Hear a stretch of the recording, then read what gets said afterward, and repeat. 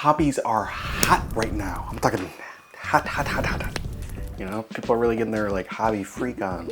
And if there's anything I like, it's hobbies. So I figured I'd throw my hat in the ring and talk about the hobbies that I plan on focusing on in 2026. Now, do I wish I had enough time for all my hobbies? Yes, but to be fair, I made that almost practically impossible just with the amount of hobbies that I enjoy doing. So this is the next best thing.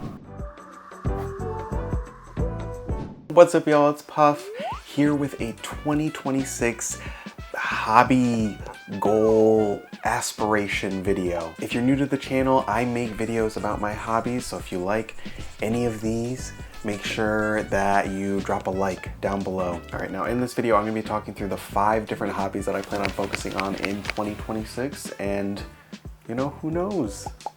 Maybe we'll share a few. Who knows?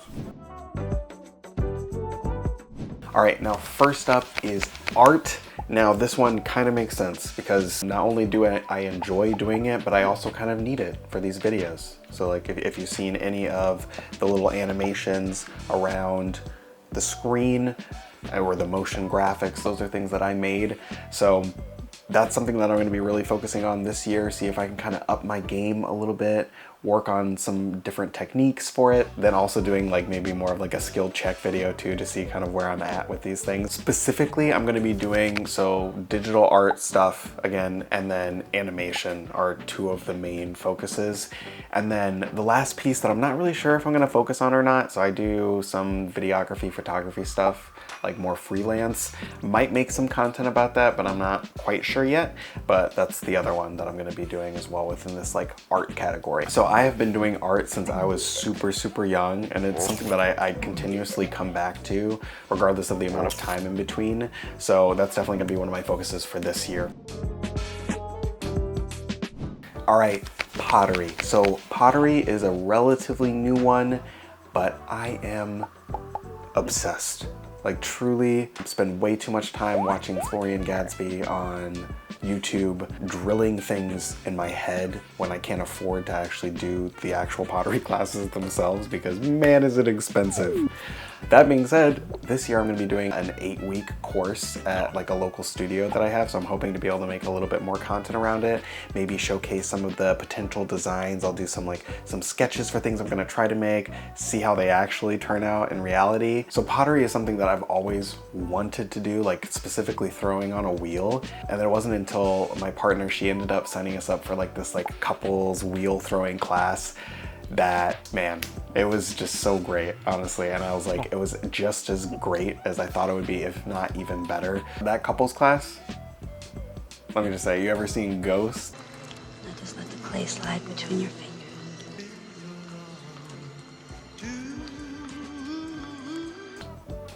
No, I'm just kidding. Honestly, I think pottery instructors truly hate that reference by now, and that is so valid. So that's something that I want to continue on in 2026 and just kind of keep pushing that passion forward. Number 3 is tap dancing. Out of left field. No, you didn't see that coming. Don't even lie to me, all right? Now, I have been doing tap on and off for like the last few years, but I'd still consider myself relatively new to it. It's still been since like, I think like 2022, 2023. So still kind of new. Now this one I put on here specifically because I've been going back and forth on some tap classes for the last like year, I'd say. So I'm going to be continuing that later this year. And one of the main reasons why I'm putting this on this list is because the idea of it kind of terrifies me. Like filming myself on camera tapping sounds awful. And I think it's the right kind of awful for my personal development, you know? So I'm gonna throw that one in here. I think tap, again, is something that I've really found a lot of enjoyment. I think it's something about like more of the percussive nature of like the dancing, and also the technicalities of it. Like it's a little bit easier for me to say whether or not I'm doing something wrong based on the sound versus for some other types of dance that I've done. It's a little bit more vague and hard to pick up, which can be fun in its own way, but definitely one of the things that resonated with me with tap in general. So I will be doing that also this year.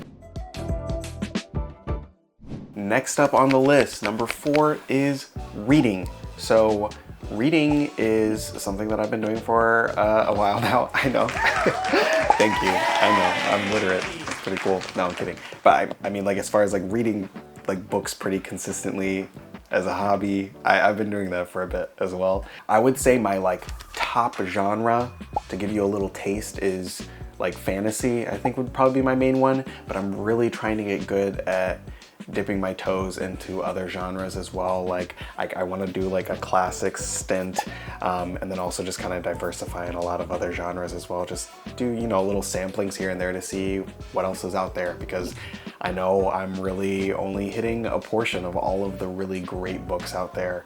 So that's something that I'm also going to be focusing on this year as well, and just kind of continuing the momentum that I've had in the last like year or so since getting my Kindle and starting to listen to audiobooks, because it's just made it so much easier and so much more accessible for me to actually read when initially I was only doing it physically. So yeah, that's something that I'm going to be leaning into heavily this year as well. All right, drum roll. Last one is language learning, specifically for Japanese. Now, if you've watched any of my videos up until this point, this will not be a surprise. I will be continuing to do Japanese language learning, mostly because I'm terrified of losing any of the progress that I've made up until this point. You'll probably be seeing this year to year, and I'll just be kind of tracking my progress over time. So Japanese language learning is something that I've been really passionate about for a while. I would really like to become functionally fluent in Japanese, and that's because I enjoy a lot of Japanese media. So like anime, like manga. That's not what it looks like. My mom was also Japanese, and at some point I'd love to go to Japan and really be able to have at least functional conversations there. So that's another thing that's really driving my interest in it. At the time of filming this video, I should have at least 2 or 3 different videos on Japanese language learning that I posted. I did a video where I was testing my ability in Japanese, and spoiler alert, it did not go that great. It was about what I expected, still poorly, and still embarrassing to be posting it on the internet, but you know, I'm here for progress, not perfection, right? All right, so that's all 5. I know what you're thinking, okay? I know you're thinking, that's a lot. And I know what I'm thinking, and that's a lot, you know? So I'd appreciate if you don't point it out and just kind of let me live in my delusion a little bit. Now, how much of this will I actually get done this year? I have no clue, but I do plan on making like a video probably halfway through or so where I'll be checking how much progress I didn't make. No, I'm just kidding. How much progress I did make. You know, the glass half full type mentality. Now, I want to know, what hobbies are you working on in 2026? Do we share any? Is there any really fun, like obscure ones that you think that I'd be interested in? Just make sure you post them in the comments right below that like and subscribe button. That's all I got for now. Catch you in the next one. Appreciate you. Bye.